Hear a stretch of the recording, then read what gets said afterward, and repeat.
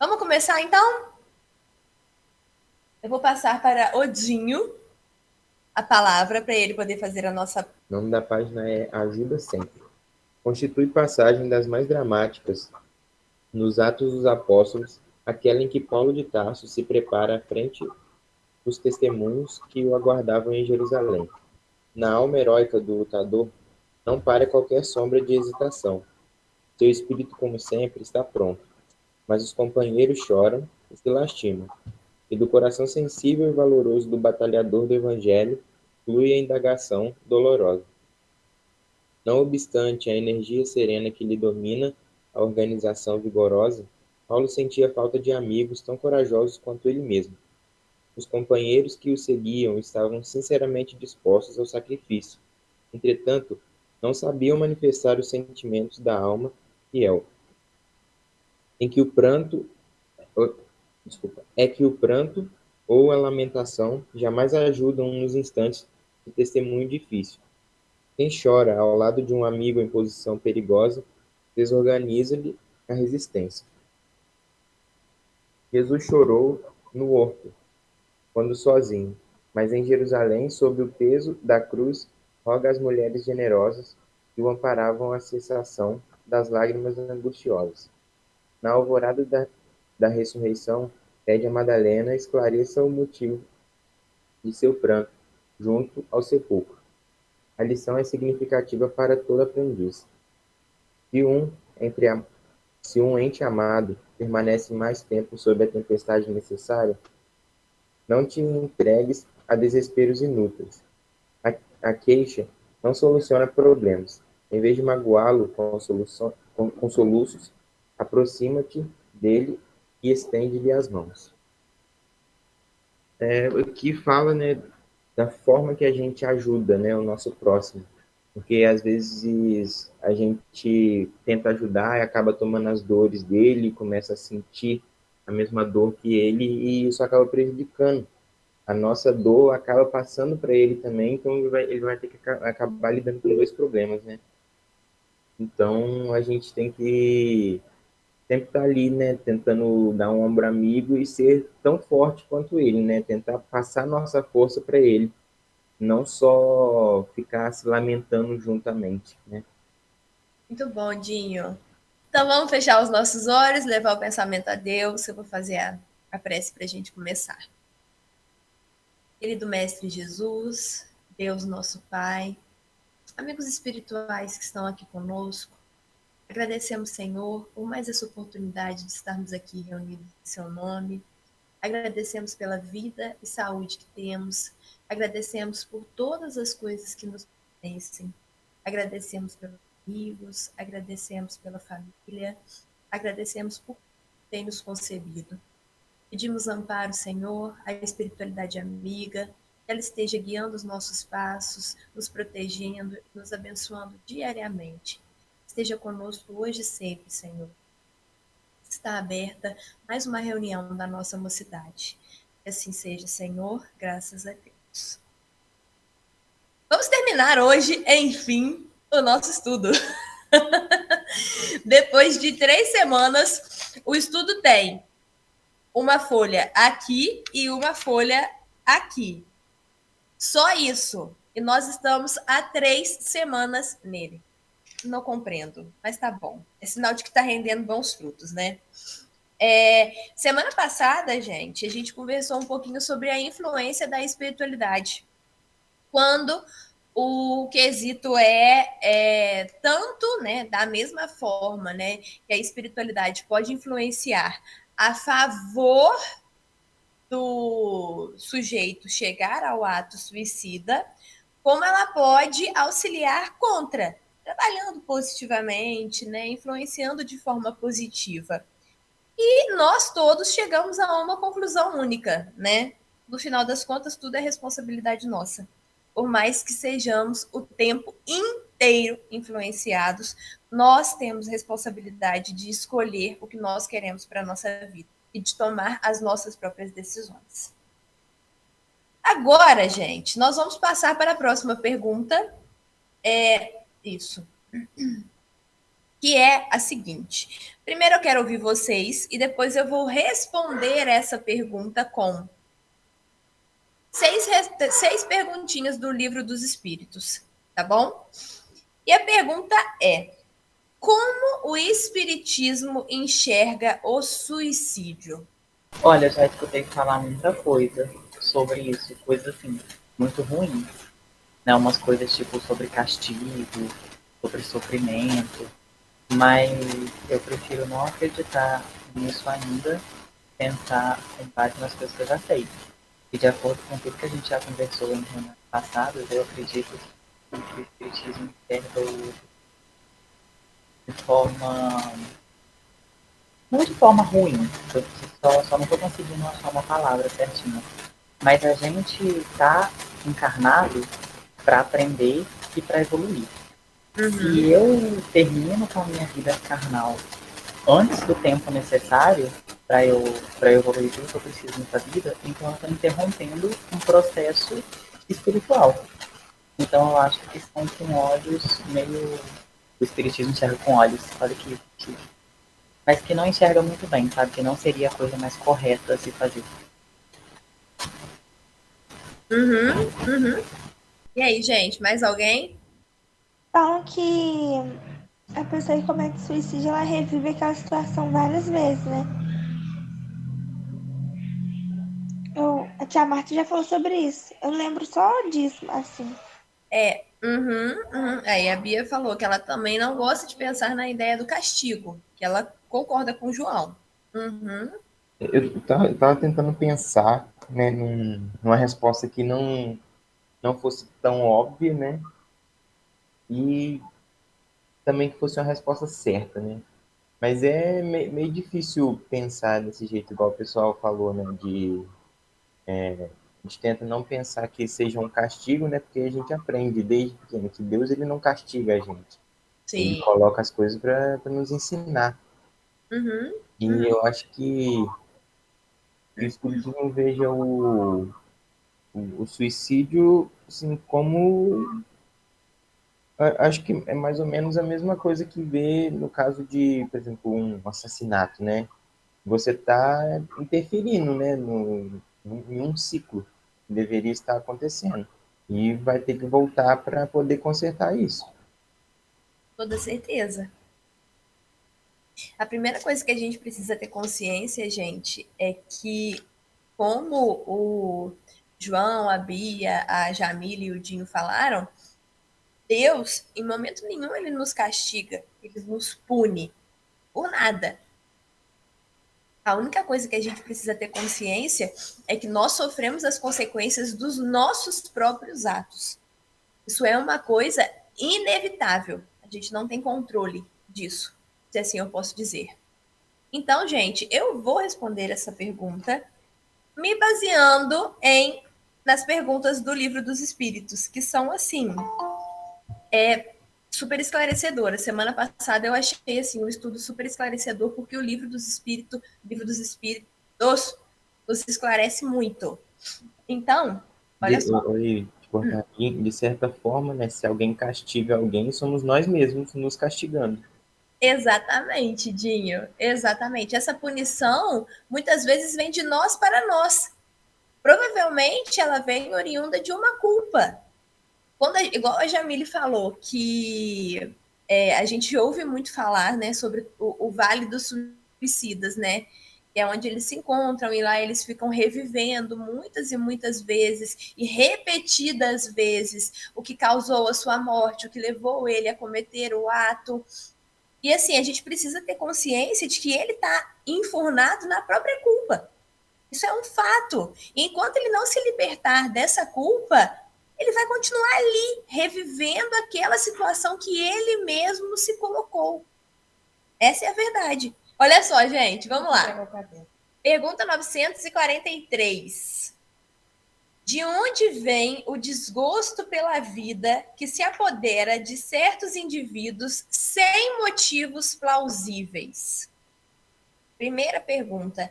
Ele quer saber, né, dos espíritos Da onde que vem, né? Porque quando a pessoa chega ao ato suicida, quando ela comete o suicida, é porque a vida já não faz mais sentido. É muito desgosto, é muita tristeza, é um sentimento de muita solidão.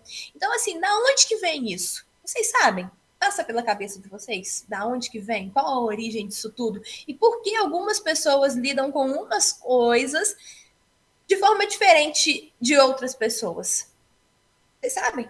Acho que vai de acordo com a vivência da pessoa, com o grau de evolução dela, né? Dependendo do que ela passou na encarnação, ela vai adquirindo uma maturidade, né? Uma responsabilidade maior. Então acaba sabendo lidar melhor com algumas coisas. Uhum, uhum. E aí, gente? O que vocês acham? Aí a Bia fez uma pergunta: pode ser influência espiritual também? Uma obsessão? Toda certeza. Sem dúvida. Também de uma vida passada, né? Uhum, uhum. Eu acho que começa na gente mesmo, né? Porque, igual você falou, algumas pessoas lidam com uma situação de uma forma e outras de outra. Então, assim, às vezes não é a situação em si, é a forma que a pessoa lida com ela mesma, sei lá, sabe? Que a faz chegar nesse ponto. Porque tanto na obsessão você dá brecha, né? Então, Exatamente. você tem sua culpa ali também, alguma coisa em você. Igual assim, na semana passada a gente conversou tanto sobre a questão, né, do pensamento, que a gente sabe que alguns partem de nós e outros partem do espírito, e aí entra em união com isso que a Marcelinha falou, porque a gente, é claro que muitos surgem sem a gente, vamos supor, ter noção daquilo, os pensamentos surgem. Agora, deixar ficar, se comprazer com aquele pensamento, ir de encontro com ele, aí já é parcela nossa. Então, se surge um pensamento, né, assim, angustioso, de tristeza, suicida, se a gente dá brecha, se a gente permite que esse pensamento fique, ele vai chamar para outros pensamentos, vai surgir outras ideias, vai vir formas e outras coisas para chegar a um ato, para chegar a um parecer, né? Oi, é o famoso gatilho, né?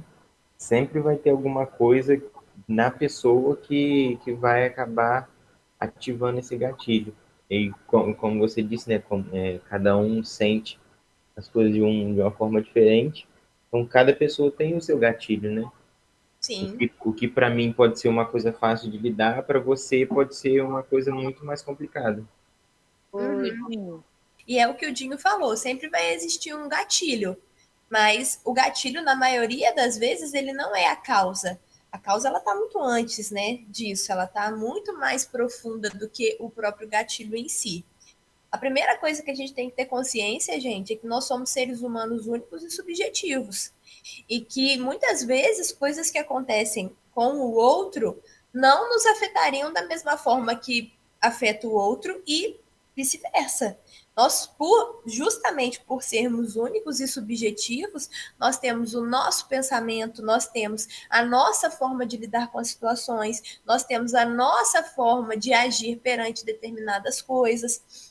Então, assim, é justamente a partir disso que a gente começa a entender um pouquinho sobre, mas por que o fulano está sofrendo por causa disso? O que está acontecendo? Por que ele está agindo dessa forma? Eu não sinto dessa mesma maneira. Tá, você não sente, mas o outro sente. Então, assim, é o início de tudo, né? Aí a resposta, gente, é a seguinte. Olha só, eu vou ler a pergunta de novo e já vou ler a resposta em seguida, tá? De onde vem o desgosto pela vida que se apodera de certos indivíduos sem motivos plausíveis? Efeito da ociosidade, da falta de fé e muitas vezes da saciedade. Para aquele que exerce suas faculdades com um objetivo útil e conforme suas aptidões naturais, o trabalho nada tem de árduo, de árido, e a vida se escoa mais rapidamente. Ele suporta as vicissitudes da vida com tanto mais paciência e resignação, quanto mais age, tendo em vista a felicidade mais sólida e durável que o espera. Ou seja, gente, é o que eu sempre tenho o costume de falar, né?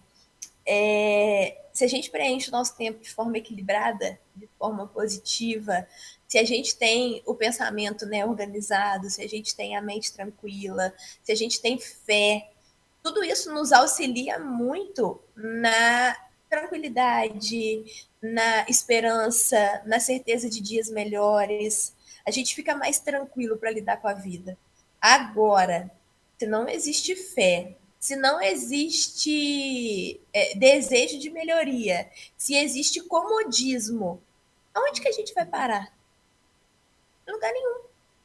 Então, se movimentar, acreditar em dias melhores, fazer as coisas que vocês têm desejo, tudo isso é muito importante para a gente estar sempre com um pensamento ativo, para a gente estar sempre pensando coisas boas.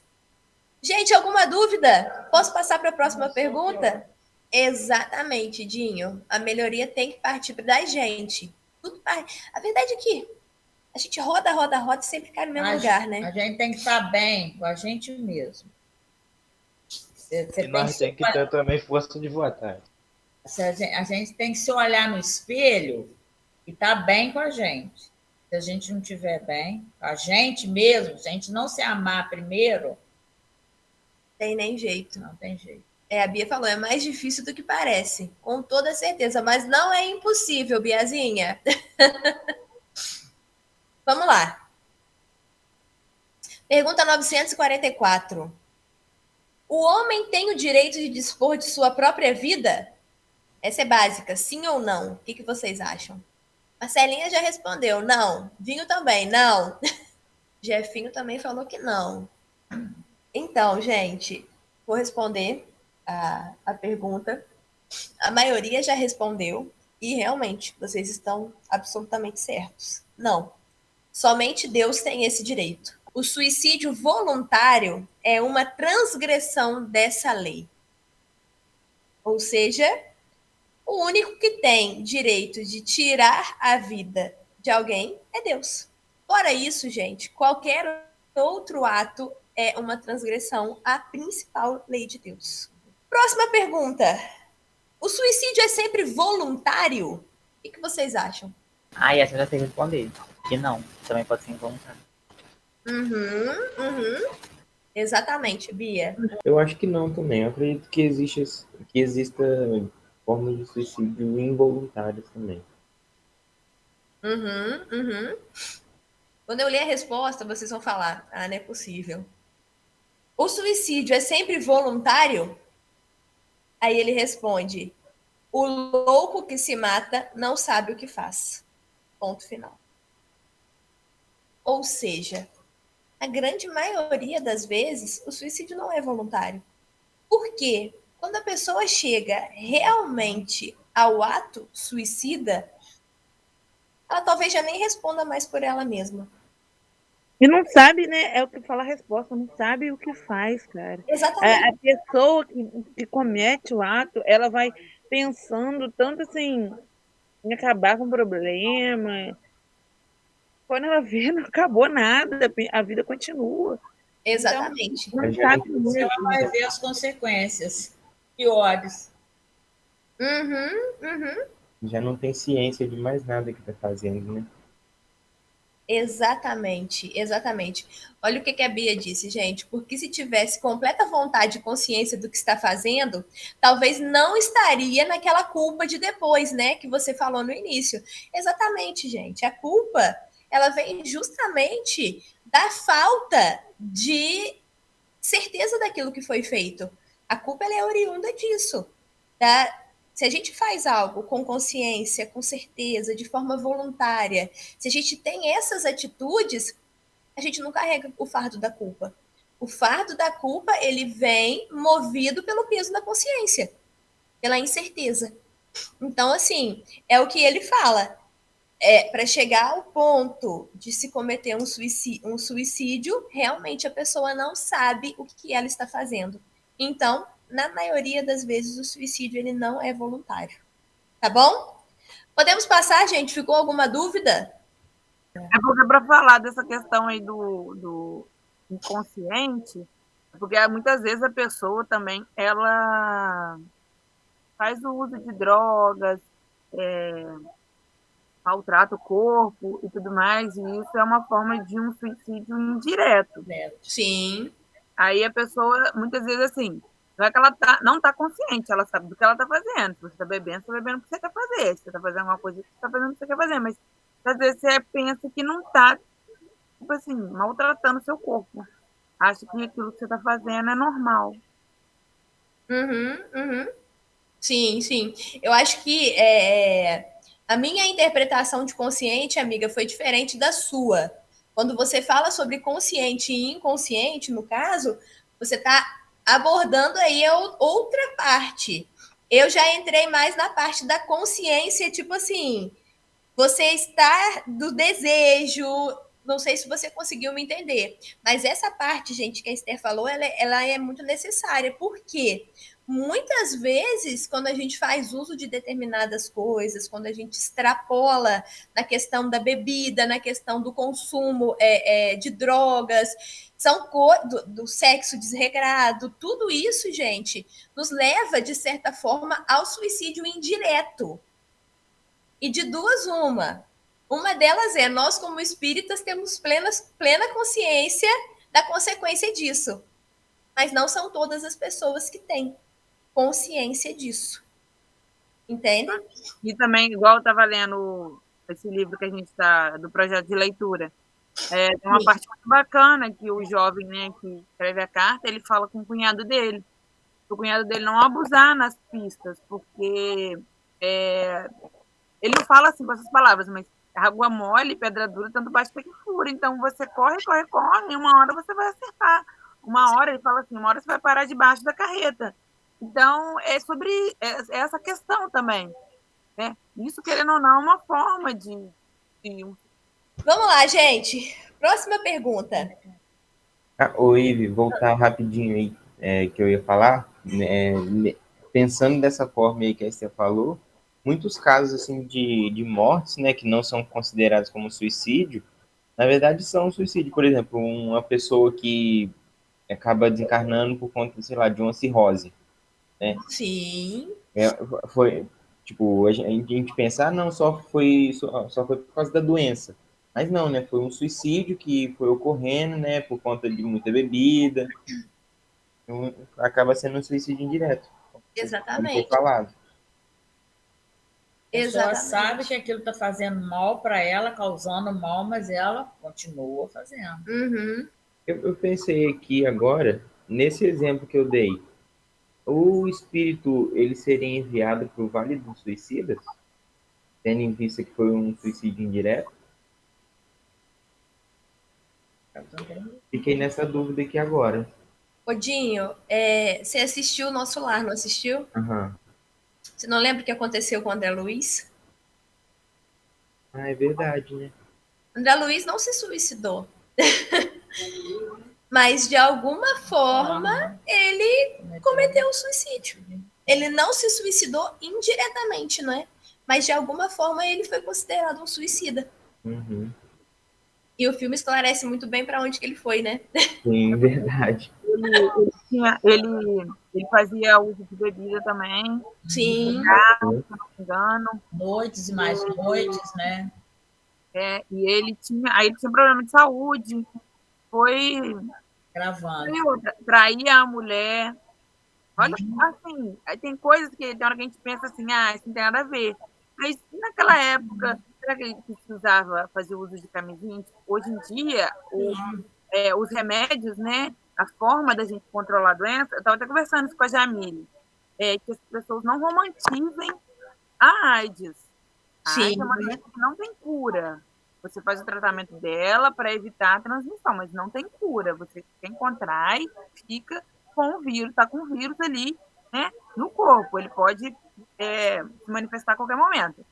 Mas naquela época não era igual hoje em dia que a gente tem, né, esses medicamentos que são mais eficazes. Então, para a pessoa poder pegar mais também. Olha a consciência da pessoa. É sem a consciência mesmo. Ela não tem consciência do ato dela. Então, faz sexo com um, com o outro, vai traindo a mulher, quando vê, contrai mais também. A gente não Sim. sabe no caso dele, eu acho que no caso dele não, mas digo assim, de outras pessoas também. Exatamente. Vamos lá. Próxima pergunta, gente. O que pensar daquele que tira a própria vida na esperança de chegar mais cedo a uma vida melhor? E aí, gente? Ele vai ter que trabalhar muito mais. Mal sabe ele que o trabalho dele. Vai ser bem maior. Exemplo que eu dei na minha live do cartão de crédito. Você quebra o cartão pensando, vou quebrar o cartão, acabou a dívida, né? Você quebra, você não comprar mais. Quebrei Dá mais ainda. Não quero mais essa dívida, eu vou quebrar ele. Acabou a dívida. Exatamente. Quero cartão com mais limite, quero outras possibilidades. Exatamente. Essa foi a definição mais esclarecedora de todas. Porque isso acontece muito, gente. Vocês não. A gente não tem noção. Principalmente em países extremamente radicais, né? Que a gente ouve falar, o homem-bomba. Gente, as pessoas se suicidam e matam um monte de pessoas porque elas querem, de alguma forma, ser aceitas no céu.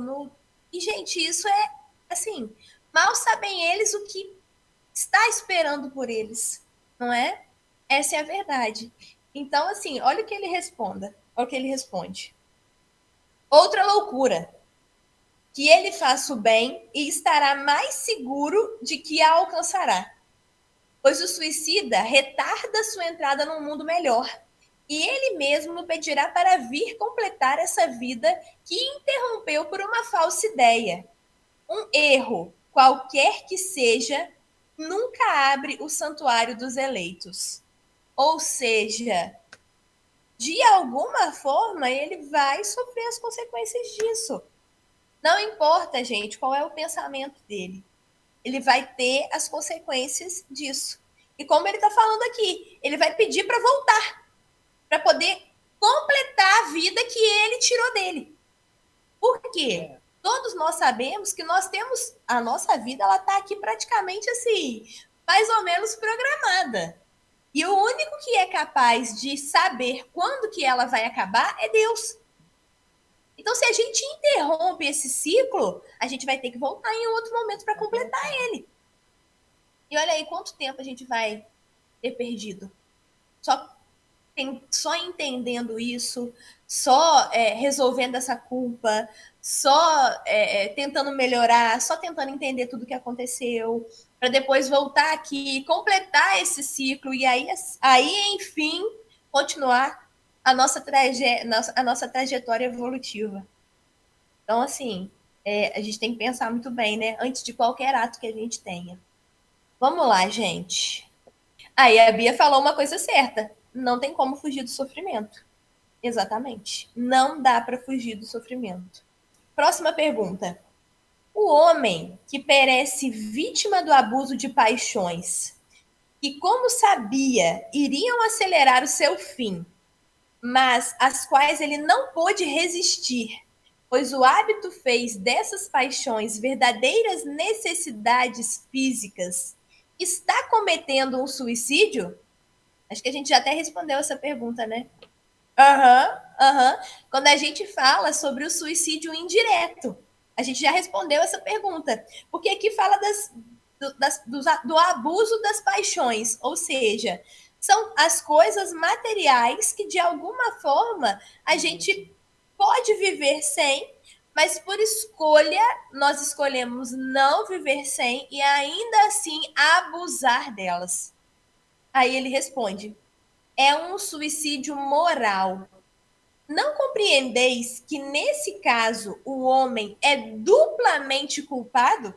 Há nele falta de coragem e bestialidade, além do esquecimento de Deus.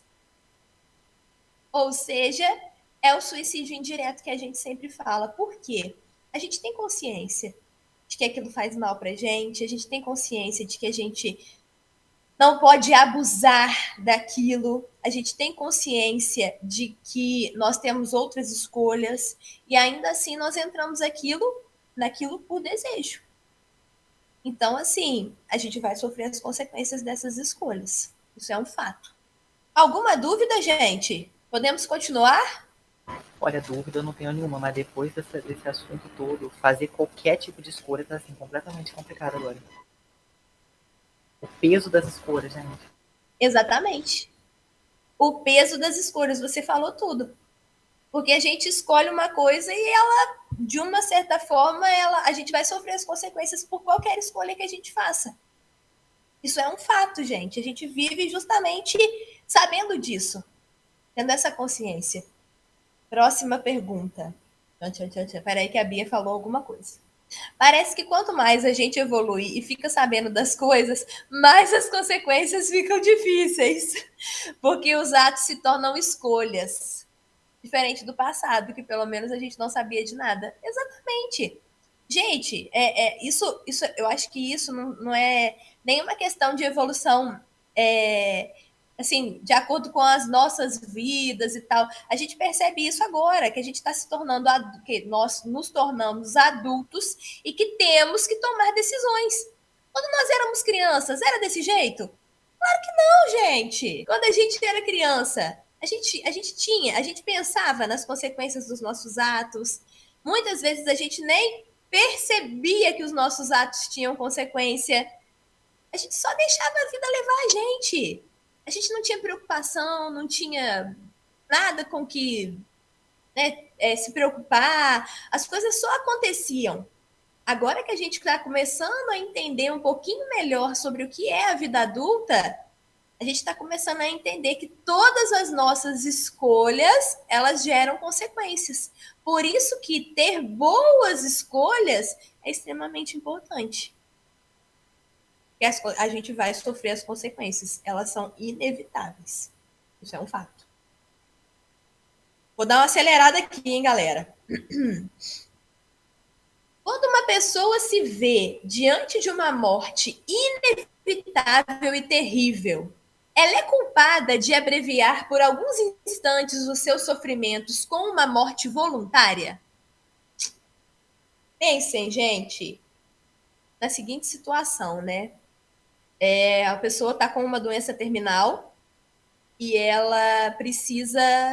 Ela sabe que ela vai morrer. Ela tem culpa se ela abreviar a vida dela? O que vocês acham? Todo mundo fala isso, mas, tipo, você não tem o direito de escolher, cara. Você tá passando por aquilo, você tem que passar por aquilo. Exatamente, Marcelinha. Não é querer. Você tá passando por aquilo que você tem que passar, cara. Assim, é aquela coisa, né? Na verdade, o que tá em coma é o corpo. Nosso espírito continua vivo. O espírito tá ali. Aqui, depois, o espírito que vai ter que arcar com as consequências. Igual assim, eu penso nessa questão da medicina. É um avanço, né, que Deus permite. Sim. Que muitas doenças sejam descobertas. E com isso vem essa questão, né, da reanimação. Porque antigamente, né, não é igual hoje em dia. Hoje em dia conseguem reanimar o corpo com mais facilidade. Que antigamente. Sim. Aí tem hora que eu fico assim, gente, será que realmente era? Também me vem essa questão, sabe?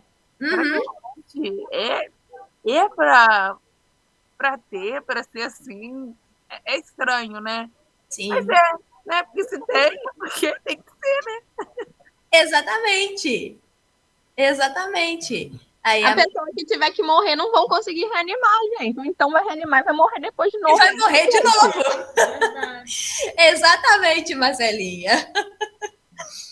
Olha só, gente, a resposta dele. Sempre se é culpado por não esperar o término fixado por Deus.